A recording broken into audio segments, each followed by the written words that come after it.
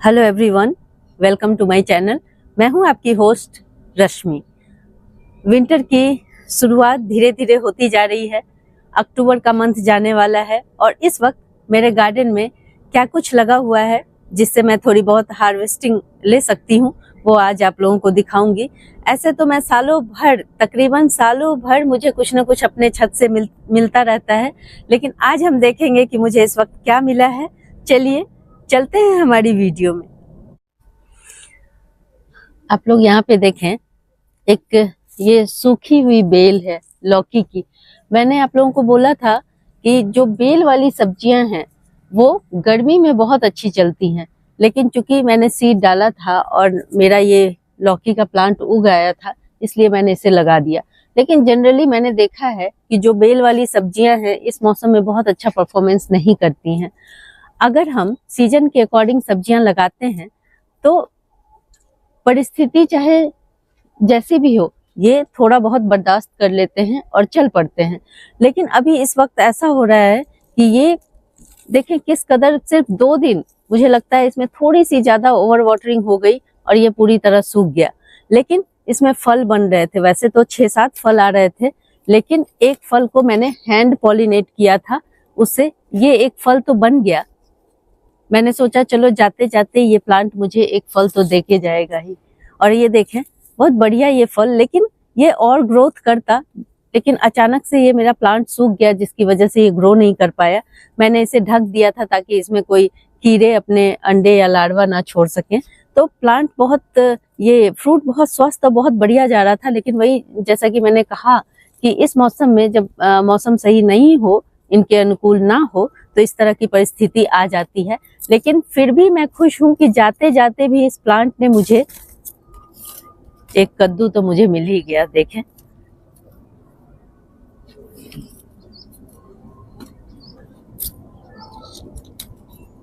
मैंने अभी से तकरीबन 1 महीने पहले कुछ पालक के सीड सो किए थे और आप लोगों के साथ शेयर भी किया था, क्योंकि अब विंटर के मौसम में आप हर 10-10 दिन पे कुछ ना कुछ सीड लगाते जाएं जिससे आपको कंटिन्यूअस हार्वेस्टिंग मिलती रहे।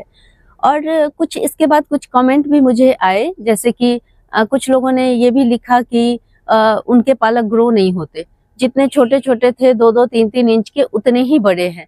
तो देखिए ऐसा नहीं होता है, आपको कुछ काम करने पड़ेंगे उसमें। जैसे कि आप देखें, ये पालक मैंने थोड़े ही सीड डाले थे, अगर आप लोगों को याद होगा जो मेरे रेगुलर व्यूअर हैं। ये देखें, ये पालक के पत्ते हैं, इसमें दूर दूर कहीं कहीं मैंने पालक बो दिया था, जस्ट आप लोगों को दिखाने के लिए कि इस मौसम में अक्टूबर से आप पालक की बुआई कर सकते हैं। ये नेचुरली बढ़ते हैं और इसमें जब ये 2-2, 3-3 इंच के हो जाएं तो आप लिक्विड फर्टिलाइजर काउडंग का या वर्मी कंपोस्ट का बना के इसमें दें, तो ये बहुत तेजी से ग्रो होते हैं, क्योंकि इनको नाइट्रोजन ज्यादा मात्रा में चाहिए होती है। और काउडंग कंपोस्ट में और वर्मी कंपोस्ट में नाइट्रोजन की मात्रा ज्यादा होती है। तब आप देखेंगे कि आपका प्लांट तेजी से ग्रो होगा। इसमें सॉलिड फर्टिलाइजर डालने की जगह अगर आप लिक्विड फर्टिलाइजर डालते हैं तो आप देखेंगे कि आपको ये शिकायत नहीं होगी कि मेरा प्लांट बहुत छोटा है, बड़ा नहीं होता और बस उतने का उतना ही रह जाता है। तो और एक और चीज आपने ध्यान दिया होगा कि इसमें मेरे कुछ चौलाई भी उगाए हैं। देखें, ये चौलाई तो फ्री के हैं, जो अपने आप, जैसे देखें आप, ये सीड बन रहे हैं, ये सीड गिर के अपने आप चौलाई उगते रहते हैं। और यहाँ देखें, इसी में एक ये नाइट शेड का प्लांट भी उगाया है। ये भी एक तरह की सब्जी है, इसके पत्तियों का भी इस्तेमाल आप कर सकते हैं। इवन इसमें काले रंग का, देखें इसमें फ्लावरिंग भी हो रही है, इसमें काले रंग का छोटा छोटा फ्रूट भी बनता है जिसका मेडिसिनल वैल्यू बहुत ज्यादा है। तो आप इसका, मैं तो अभी इसको यूं ही ले लूंगी, लेकिन अगर आप चाहते हैं इसको बड़ा होने देना तो आप बेशक इसे छोड़ सकते हैं, जिससे कि आप इसके और लाभ उठा सकें। तो आज मैं क्या करूंगी, इन सबको कैंची से काटूंगी, इन्हें जड़ से नहीं उखाड़ना है, कैंची से इन्हें काट लूंगी। उसके बाद फिर लिक्विड फर्टिलाइजर डाल दूंगी, जिससे कि मैं इसे दूसरी बार भी हार्वेस्टिंग ले सकूं। आप सोचेंगे कि हम इस तरह के प्लांट से कितनी बार हार्वेस्टिंग ले सकते हैं, तो आप 3 टाइम्स, 3 बार तो आप जरूर ही इसे हार्वेस्ट करें। फिर इसके रूट को निकाल के इसमें अच्छे से गोबर की खाद या जो भी कंपोस्ट आपके पास अवेलेबल हो वो इस मिट्टी में डाल के फिर से सीड सो कर दें। पूरे विंटर मेरा यही तरीका है लगातार सब्जियां लेने का। इसी टोकरी से, ये वेस्ट मटेरियल है मेरे यहाँ, ये टूटी हुई टब है जिसका इस्तेमाल मैं इस तरह के साग उगाने के लिए करती हूँ। क्योंकि आप देख रहे होंगे कि इसका जो डेप्थ है ये सिर्फ 4 इंच का है। 4 इंच में आप दूसरी सब्जियां चाहेंगे तो वो नहीं होगी, इसलिए आप इस तरह के बर्तन का उपयोग आप साग उगाने में, पालक मेथी उगाने में कर सकते हैं। तो देखें मैं इसे कितने इंच छोड़ के इसे लेना है, इसे तकरीबन 2 इंच छोड़ दें और बाकी ऊपर का सारा हिस्सा हम कट कर सकते हैं ताकि ये रीग्रो हो सके। देखें, और अभी की जो ये पालक है और ये चौलाई है ये बहुत बढ़िया है और इसका टेस्ट बहुत मीठा होगा क्योंकि ये अभी टेंडर है। देखें, तो अपने घर में उगाई हुई सब्जियां, आप इस तरह की सब्जियां आपको मार्केट में नहीं मिलेंगी इतनी टेंडर और इतनी सॉफ्ट। देखें,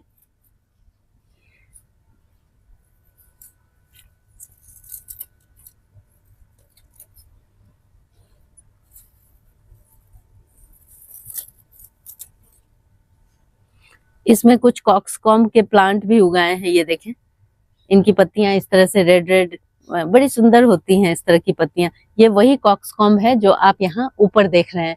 ये देखें, एक बड़े गमले में लगा हुआ है और कितना शानदार ये प्लांट ग्रो हुआ है वो आप देखें। आप लोगों में से किसी ने पूछा था कि इसकी केयर टिप्स भी बताने के लिए, तो अगर मुझे मौका मिला तो मैं जरूर इसके बारे में बताऊंगी क्योंकि ये प्लांट बहुत हार्डी होते हैं और आसानी से बिना किसी बहुत ज्यादा देखभाल के आपके गार्डन में बने रहते हैं। और आप देखेंगे कि इसके जो फ्लावर होते हैं ये बहुत लंबे समय तक, कभी कभी तो 2-2, 3-3 महीने ये यूं ही लगे रहते हैं। तो अब हमें क्या चाहिए, ऐसा फ्लावर प्लांट ही तो चाहिए जो इतने लंबे समय तक लगे रहें। देखें, मैंने सारे पालक चौलाई सब कुछ ले लिया है। अब मैं इसे यूं ही छोड़ दूंगी और आप देखेंगे नेक्स्ट टाइम, अभी से 15 दिन बाद आप देखेंगे फिर ये इतने ही बड़े हो गए। तो अगर आप 3-4 इस तरह के टब लगा दें तो आपको हमेशा हर सप्ताह तकरीबन हार्वेस्टिंग मिलती रहेगी। फिर से मैं एक वेस्ट मटेरियल आपको एग्जांपल देती हूँ। मैंने अपने गार्डन में बहुत इस तरह की चीजें इस्तेमाल की हुई हैं। ये देखें, ये आप लोगों के किचन में जो सिंक होता है उसे मैंने यूटिलाइज किया है। इसकी भी डेप्थ थोड़ी कम होती है, तो इसमें भी मैं अक्सर पत्ती वाली सब्जियां ही लगाती हूँ या ऐसी सब्जियां जिसकी रूट छोटी हो। तो यहाँ देखें, हालांकि इसमें देखें मैंने क्या क्या लगाया हुआ है, ये भी आप लोगों के साथ मैंने शेयर किया था। ये देखें, ये आपके यहाँ पता नहीं इसे क्या कहते हैं, ये कर्मी का साग है, हमारे यहाँ इसे ऐसा ही बोलते हैं। और आप एक चीज नोटिस करें, मैंने आज फर्स्ट टाइम ये लगाया है। ये देखें, इसमें कलियां बनी हुई है, इसमें फ्लावर भी मेरे ख्याल से आएंगे। ये देखें, फर्स्ट टाइम देख रही हूँ इस तरह से। और इसकी भी हार्वेस्टिंग आप 3 से 4 बार ले सकते हैं। मैंने कुछ इसमें लगाए हुए हैं। इसे वाटर स्पिनच के नाम से भी जाना जाता है। ये देखें, बहुत न्यूट्रिशन वैल्यू बहुत ज्यादा होती है। कुछ इस तरह के दिखते हैं ये साग, इनकी पत्तियां कुछ इस तरह की होती हैं। तो आप ये भी लगाएं, ये बहुत आसानी से उगाते हैं। मैंने बहुत सारी लगाई थी, आप लोगों के साथ शेयर भी की थी, लेकिन चिड़ियों ने इसे रहने नहीं दिया। बहुत, जब ये छोटे होते हैं तो चिड़ियां इन्हें बड़े शौक से खाती हैं। मुझे गार्डन में बहुत सारी बातें पता चलती हैं, जैसे कि इसमें ये लाल साग भी लगा हुआ था, लेकिन इन सबको कोई नुकसान नहीं पहुंचा। और इसके जितने सीड लगाए थे, बस 2-3 सीड ही बेहतर ढंग से यहाँ तक पहुंच पाए, बाकी चिड़ियों ने खा लिए। तो अच्छा है, इसी बहाने चिड़िया आती तो सही मेरे गार्डन में। और ये देखें, ये लाल साग, ये कितना बढ़िया है, इसकी पत्तियां देखें। जबकि मैंने इसमें कोई पेस्टिसाइड का छिड़काव नहीं किया है, लेकिन मेरी मिट्टी इतनी अच्छी है कि देखें आपको एक भी इसमें छेद नहीं दिख रहा होगा, कीड़ों का अटैक नहीं है, बढ़िया है ये।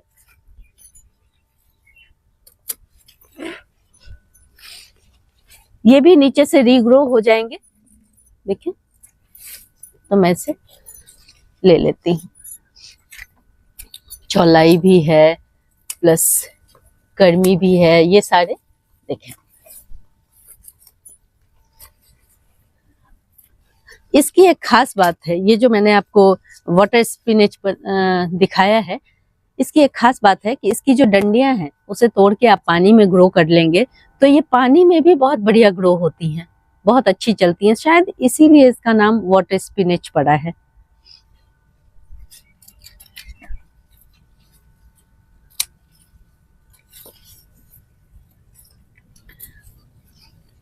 तो आज तो थोड़ी अच्छी खासी ये सब्जी निकल आई है और अगले सप्ताह भी मुझे इससे अच्छी खासी हार्वेस्टिंग मिल जाएगी। ये देखें,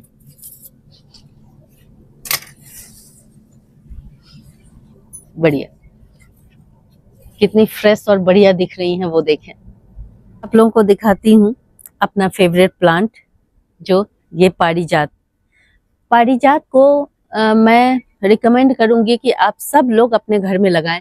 एक छोटा सा पौधा जिसे मैंने आप लोगों के साथ शेयर किया था, वो देखें किस कदर बड़ा हो गया है और इसकी केयर टिप्स भी मैंने पहले भी आप लोगों को शेयर की हुई है। अगर आप लोग चाहेंगे तो फिर से मैं इसे शेयर कर दूंगी, क्योंकि अभी ये प्लांट लगाने का सबसे शानदार टाइम है। तो देखें, यहाँ पे अभी पारिजात के मैक्सिमम फूल नीचे जमीन पे गिर जाते हैं, यहाँ भी गिरे हुए हैं, लेकिन कुछ इसमें अभी लगे हुए हैं। ये देखें ऊपर की तरफ कितने सारे हैं वो देखें। तो ऐसा नहीं है कि गमले में पारिजात नहीं लगाया जा सकता है। ये देखें कितने सुंदर नीचे गिरे गिरे ये सारा। अब आप सोचेंगे कि इसका मैं क्या कर रही हूँ, क्यों हार्वेस्टिंग कर रही हूँ इसकी, तो आप ये जान लें कि सेहत का खजाना है ये।